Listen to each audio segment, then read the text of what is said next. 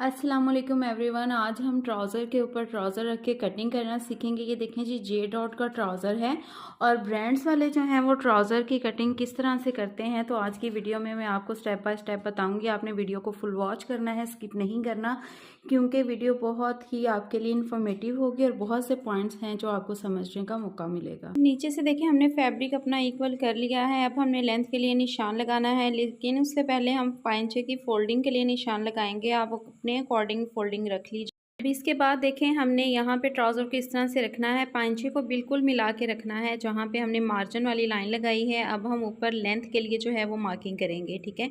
जितनी ट्राउज़र की लेंथ आ रही है वहाँ पे मार्किंग करें। ट्राउज़र को बिल्कुल भी नहीं खींचना, ना ही कोई झोल आए। अब सामने बिल्कुल क्रॉच के जो है एक हम लाइन लगा देंगे, जिससे हमें पता चलेगा कि हमारा क्रॉच जो है वो यहाँ पे आ रहा है, ठीक है। इस तरह से आपने जो है वो मार्किंग कर लेनी है, लेंथ के लिए, क्रॉच के लिए और ट्राउज़र के पाइंचे के लिए। इस तरह से हम मार्किंग कर लेंगे। अब हम किनारी वाली साइड पे देखें, इस तरह से मार्किंग करेंगे, क्योंकि किनारी से जो है वो ट्राउज़र में खिंचाव आता है, तो इसको हम इस तरह से मार्क करके निकाल। अब ट्राउज़र को हम ऊपर से उठा लेंगे और क्रॉच के लिए जो मार्किंग किया है उसको बिल्कुल सीधा कर दें। अब हमने आसन वाली साइड से लेके फ्रंट साइड तक इस तरह से ट्राउज़र को पकड़ना है। पहले हम जितनी सिलाई से सिलाई तक आ रहा है वहाँ पे निशान लगाएंगे। अब इसमें हमने 1 इंच एक्स्ट्रा प्लस करना है, क्योंकि इधर से भी सिलाई जानी है और उधर से भी, तो टोटल ये 12 इंचज़ हैं। तो अब हम यहाँ पे भी और ऊपर भी 12 इंचज़ पे मार्किंग करके लाइन लगा। अब ट्राउज़र का हम यहाँ से पकड़ेंगे, जहाँ पे इसका क्रॉच आ रहा है ये सिलाई को पकड़ेंगे और बिल्कुल सिलाई से सिलाई तक जो है हमने देखना है कि कितना आ रहा है, ठीक है। अब इसमें हमने मार्जिन ऐड करना है, तो यहाँ तक सिलाई आ रही है, इसमें 1 इंच और प्लस करेंगे, टोटल ये 2 इंच हो जाएगा। लेकिन हमने निशान जो है वो 2.5 इंच पे लगाना है, क्योंकि थोड़ा सा फैब्रिक हमने सिलाई के अंदर भी छोड़ना होता है। यहाँ पर हम 2.5 पे निशान लगा लेंगे। ये गुलाई आ गई हमारी, ठीक है। ये हम फ्रंट के लिए मार्किंग कर रहे हैं। अभी ऊपर की साइड, पांचे वाली साइड पे अभी हम नहीं गए। अब हमने पकड़नी है अपनी फ्रंट साइड इस तरह से, ठीक है। यहाँ से आपने रखना है, यहाँ से सिलाई का मार्जिन आपने छोड़ देना है। फिर आपने इसकी जो है ना इस तरह से गुलाई नापनी। तो यहाँ पे देखिए आ रहा है हमारा ये फ्रंट। अब इसके ऊपर हम 2 इंच एक्स्ट्रा जो है वो नेफे की फोल्डिंग के लिए मार्जिन ऐड कर देंगे। तो यहाँ तक हमने अपने फ्रंट के लिए ट्राउज़र को ही ऊपर रख के जो है वो मार्किंग कर ली है। अब हमने इसके ऊपर रखना है अपना ट्राउज़र। तो यहाँ से देखिए, हमने सिलाई का ये वाला मार्जिन जो है वो छोड़ के क्रॉच को इसके ऊपर रखना है इस तरह से, और ट्राउज़र को भी हमने इस तरह से बिछाना है। ये देखेंगे जो सिलाई हमारी आ रही है ना, ये वाली फ्रंट की, उसको हमने यहाँ से 1/2 इंच पीछे ही रखना है। तो ये देखिए खुद ब खुद इस तरह से 1/2 इंच पीछे की तरफ आ जाएगी, और इस तरह से हमने ट्राउज़र को अपने फैब्रिक के ऊपर बिछा लेना है। अब हम आसन से पाइंचे तक ट्राउज़र के बिल्कुल साथ साथ जो है वो मार्किंग कर लेंगे। यहाँ से अब हम देख लेंगे कि ये हमारी जो 7 इंच यहाँ पे आ रहा है, सिलाई जहाँ पे हमारी लगी हुई है वहां से पाइंचा हमारा 7 इंच आ रहा है। तो हमने कितना रखना है, यहाँ से 7.5 पे हमने कर देनी है इस तरह से मार्किंग, ठीक है। अब हमने साइड के लिए फ्रंट पार्ट की मार्किंग करनी है। तो जहाँ जहाँ पे हमारी सिलाई आ रही है ना, उससे आपने हाफ इंच के गैप पर जो है वो इस तरह से मार्किंग कर लेनी है। नीचे तक हम इसी तरह से मार्किंग कर लेंगे। अब यहाँ क्योंकि हमारी सिलाई लगनी है, तो यहाँ पे हमने क्या करना है, वो थोड़ा सा हाफ इंच मार्जिन भी लाजमी छोड़ना है। हमने पहले वो निशान लगाया जिसपे हमारी सिलाई लगनी है, देन हमने लगाया था मार्जिन का निशान। ये पहले हमने ये लाइन जो है बिल्कुल ऐसे ही सीधी नीचे को ले जानी है। यहाँ से आपने 1/2 इंच का फर्क डालना है, निशान लगाना है, फिर इस वाली लाइन को जो है ना इसके साथ ऐसे तिरछे में मिलाना है ऐसे, क्योंकि जब हमने ट्राउजर का फैब्रिक ऊपर को फोल्ड करना है ना, तो ये गैप जो है वो बिल्कुल फिर इसके साथ बराबर आएगा। अब हमने इनकी कटिंग करनी है, तो साइड वाले हिस्से दोनों बराबर कटिंग होंगे और फ्रंट वाला हिस्सा जो है वो अलग से कटिंग होगा। अब यहाँ से देखिए, मैंने फ्रंट पार्ट की यहाँ तक जो है वो कटिंग कर ली है। अब हमने ऊपर से भी जो है ना, ये देखें इस जगह से भी इसकी कटिंग जो है वो बिल्कुल साथ साथ रख के कर लेनी।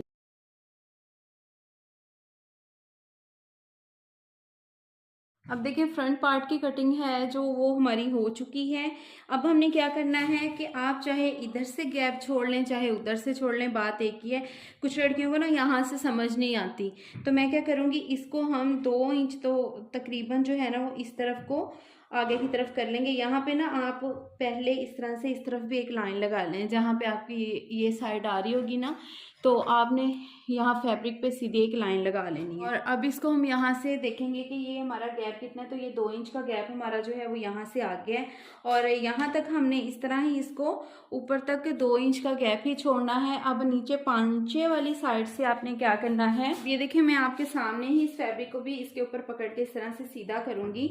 आपने पांचे वाली साइड से इसका मार्जिन जो है ना वो 1.5 इंच छोड़ना है। यहाँ से आपने इसको 2 इंच नहीं छोड़ना, क्योंकि हमें जो लूजिंग चाहिए होती है ना वो हमें ऊपर चाहिए होती है, वहाँ से हमें इतना फिटिंग में नहीं ट्राउज़र चाहिए होता।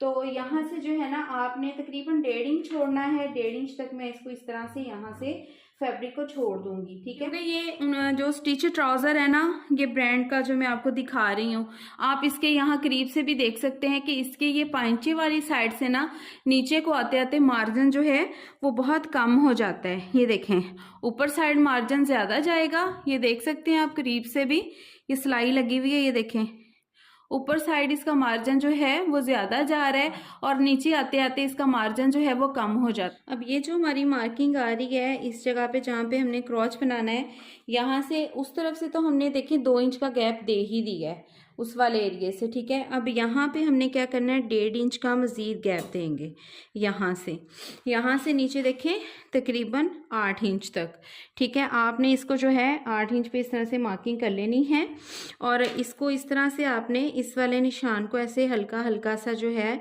इस तरह तिरछा लेके जाना है, फिर आप नीचे से इसको जो है वो इक्वल कर देंगे। अब यहाँ से ये देखें इस तरह से हमने लाइन को बिल्कुल ऊपर कर दिया है और यहाँ से भी इस तरह से आपने बिल्कुल इसके साथ से लेके आते आते यहाँ से ला के तो इस तरह से इसके साथ मिलाना है। यहाँ से भी आपने जो है वो थोड़ा गैप देना है, ठीक है, इस तरह से ये देखें इसके साथ मिला देना है। अब ये देखें हमने आसन की मेजरमेंट करनी है, यहाँ से हम सिलाई का मार्जिन इस तरह से छोड़ेंगे, ठीक है, इतना, और यहाँ से इस तरह से हमने गोलाई में ही जो है अपना आसन मेजर करना है। तो यहाँ पे देखें जहाँ तक हमारा आसन आएगा वहाँ पे हमने इस तरह से निशान लगा लेना है कि हमारा स्टिच जो आसन आ रहा है ना वो यहाँ तक आ रहा है, ठीक है। इसको अब हम ऊपर से उठा देंगे, ये तो देखें यहाँ तक हमारा स्टिच आ रहा है। अब इसके ऊपर हमने गैप रखना है अपना फोल्डिंग के लिए, ठीक है। अब मैं आपको जो है ना वो ट्राउज़र भी इस तरह से खोल के पहले दिखा देती हूँ कि इसका जो फ्रंट बैक का, ये देखें अब ये जो सिलाई हमारी बैक से आगे की तरफ आ रही है, आप ये देख रहे हैं कि इसकी जो सिलाई है ना बैक से वो आगे की तरफ आसन की भी आ रही है। तो ये जो हमने गैप रखा है ना ये खुद ब खुद ये सिलाई हमारी फ्रंट की तरफ भी इस तरह से आएगी। ये रेडीमेड जो ट्राउज़र होते हैं ना ब्रांड के, उनका यही होता है कि उनकी ये सिलाई भी इसके ऊपर चढ़ी होती है, वहाँ से तो ऊपर मार्जिन आता ही आता है, यहाँ से भी ये सिलाई थोड़ी इसके ऊपर चढ़ी हुई होती है। तो यहाँ से देखिए मैं आपको आसन दिखा देती हूँ कि ये इनका फ्रंट का और ये है इनका जी इस तरह से बैक का आसन। इस तरह से हम इसको बिछा के देखेंगे, ठीक है। अब आप खुद देखेंगे इसका फ्रंट और बैक का गैप जो है वो कितना ज़्यादा है इन्होंने दिया हुआ, ठीक है। फ्रंट का आसन कम रखा हुआ है, बैक का बहुत ज़्यादा रखा हुआ है। तो यही चीज़ हमने जो है वो यही यहाँ पे बनानी है, क्योंकि नीचे से हमने इसकी जो थाइस वाला एरिया है वो हमने इसका मार्किंग कंप्लीट कर ली है।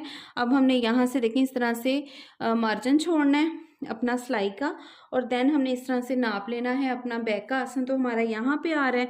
अब इसमें हमने इसमें ही ऊपर नेफे का मार्जिन जो है वो प्लस करना है, ठीक है। अब इस निशान को हमने इसके साथ जो है वो मिलाना है आपस में। ये देखें अब हमने करनी है अपने बैक पार्ट की कटिंग, ठीक है। उससे पहले मैं कुछ चीज़ें जो हैं वो आपको समझा दूं, क्योंकि मुझे पता है कि फिर आपके वही मैसेजेस जो हैं वो मुझे लाजमी आने हैं। तो ये है जी जे डॉट का ट्राउज़र, ठीक है। ये मीडियम टू लार्ज साइज़ को आता है। ये जो मैं कटिंग बता रही हूँ ये मीडियम टू लार्ज साइज़ के लिए सारी कटिंग करके, तो फिर मैं जितना जितना इसमें गैप आया है वो मैं सारा जो है वो मार्किंग आपको मेजर करके बता देती हूँ। उसको आप किसी भी चीज़ पे जो है वो नोट कर लें कि कितना कितना इसमें जो है वो गैप आया है, क्योंकि हर बंदे के पास जो है वो ये ट्राउज़र तो अवेलेबल नहीं होता। तो आप जब उसकी मार्किंग नोट कर लेंगे तो उससे ये फ़ायदा हो जाएगा कि आप उसी साइज़ की मार्किंग पर अपना ट्राउज़र जो है वो आसानी से कटिंग कर सकते हैं। मैं अब देखिए ट्राउज़र की कटिंग जो है वो मैंने कर ली है। अब मैं इसकी मेजरमेंट करूँगी और आप साथ साथ जो है उसको नोट करते जाइएगा कि मैंने मार्किंग जो है वो कितने कितने इंचज़ पे की है। तो यहाँ देखें, सबसे पहले हमने जो नीचे की तरफ आसन की फोल्डिंग हमने पहले छोड़नी है 2 इंच, ठीक है। लेंथ के लिए निशान लगाने के बाद 2 इंच फोल्डिंग के बाद जो मैंने यहाँ नीचे की तरफ निशान लगाया है वो है 12 इंच, ठीक है। 12 इंच इस तरफ निशान लगेगा और यहाँ से भी 12 है, देखें इस तरह से इसकी खुलाई भी 12 है। और यहाँ से जो इस तरह आ रहा है ना, इसका ये क्रॉच के लिए 14.5 है, ठीक है। इस तरह से 13.5 है और आगे 1 इंच जो है हमने इसमें मार्जिन डाला था इधर और इधर की सिलाई के लिए। तो ये टोटल इसका जो फ्रंट का ये क्रॉच है ना, ये 14.5 है, ठीक है। तो ये आपको समझ में आ गया होगा। इसके बाद जो बैक है हमने 2 इंच यहाँ से बढ़ाई है, नीचे से हमने बढ़ाई है 1.5 इंच, ठीक है। यहाँ से टोटली 2-2 इंच और नीचे से 1.5 इंच बढ़ाई है और यहाँ से अगेन हमने इसको बढ़ा रखा है 1.5 इंच, ठीक है। तो इसका जो टोटल गुलाई में आसन आ रहा है ना मार्जिन के साथ ही, वो मैं आपको बता देती हूँ। इस तरह से इसका आ रहा है यहाँ तक 15.5, ठीक है। इसमें ही नेफे की फोल्डिंग भी है, 15.5 आ रहा है। और रेडी इसका जो आसन आएगा फ्रंट का, ये देखें 12.5 आएगा, ठीक है। कटिंग में 15.5 है ये और रेडी इसका आएगा 12.5। अब बैक का मैं आपको बता देती हूँ, कटिंग में जो आ रहा है वो भी और जो रेडी आएगा वो भी। कटिंग में ये 20.5 है और रेडी होने के बाद ये आसन हमारे पास रह जाएगा 18 इंच, ठीक है। इससे क्या होता है कि बैग इसलिए वो लंबी रखते हैं कि जब हम बैठते हैं ना तो पीछे से हमारी कमर से ये जो ट्राउज़र नीचे की तरफ सरकता है ना, फिर हमारी कमर जो है पीछे से वो नंगी नहीं होती। और ये थोड़ा सा जब वो बैक बढ़ा के भी रखते हैं ना तो ये आसन जो फ्रंट का है बैक का है ये फ्रंट के ऊपर भी आना होता है, इसलिए वो इतनी लंबी जो है बैक रख देते हैं। तो यहाँ से देखें बैक उन्होंने टोटल फ्रंट से कितनी लंबी रखी है, 4.5 इंच इन्होंने यहाँ से विद जो है नेफे का मार्जिन इन्होंने 4.5 इंच रखी है। और यहाँ से देखें थाइज जो हैं यहाँ से हमारी 8 इंच पे जहाँ हमारी थाइज आ रही है ना, फ्रंट की हमारी थाइज आ रही हैं यहाँ पे 10.5 और बैक की थाइज हैं 13 इंच, ठीक है। ये भी आप नोट कर लें पॉइंट। और इसका जो रेडी पाइंचा है वो मैं आपको बता देती हूँ कि इसका रेडी पाइंचा 7.5 आएगा। फ्रंट हमने कटिंग की है इसकी 8.5 पे, देखें मार्जिन के साथ, और बैक इसकी हमने कटिंग की है 10 इंच, ठीक है। तो रेडी पाइंचा इसका जो है वो 7.5 आएगा। इस ट्राउज़र की जो लेंथ है वो 38 इंच है। आप लेंथ जो है वो अपने हिसाब से रखिएगा। बाकी जो इसकी मार्किंग है वो मैंने आपको नोट करवा दी है। तो ये थी जी हमारे ट्राउज़र की कटिंग। आज हमने इसकी कटिंग जो है वो आपको प्रॉपर तौर पे बताई है। कल की वीडियो में इंशाल्लाह इसकी स्टिचिंग मैं आपके साथ शेयर करूँगी। वीडियो लंबी हो जाती है इसलिए बहुत से लोग जो हैं वो वीडियो को स्किप कर देते हैं। तो इंशाल्लाह जो है कल की वीडियो में इसकी स्टिचिंग मैं आपको बताऊंगी। बहुत सी लड़कियों का मसला होता है कि ये जो फैब्रिक ऐसे नोक वाला कटता है ना, उनसे कवर नहीं होता। तो कल की वीडियो में इंशाल्लाह आपको ये सारा प्रोसीजर जो है मैं बताऊँगी कि इसको हमने कवर किस तरह से करना है। आई होप कि आज की वीडियो आपके लिए हेल्पफुल रही होगी।